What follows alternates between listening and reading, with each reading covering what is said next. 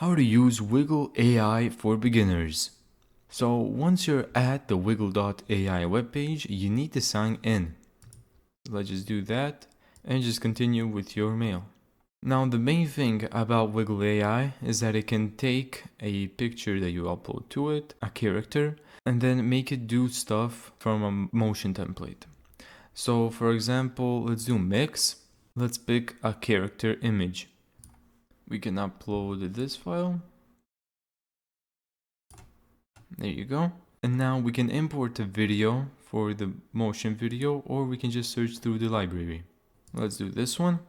And let's mix these two together and wait a bit for it to generate. And there we go. Now we can download it. And then let's watch the video. Now we can also do other things such as character refine, multi-track, video generation, image generation, and real-time swap.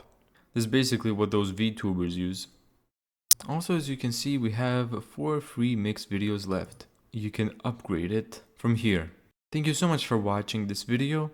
If you found this tutorial helpful, make sure to give it a thumbs up and subscribe. And as always, see you in the next video.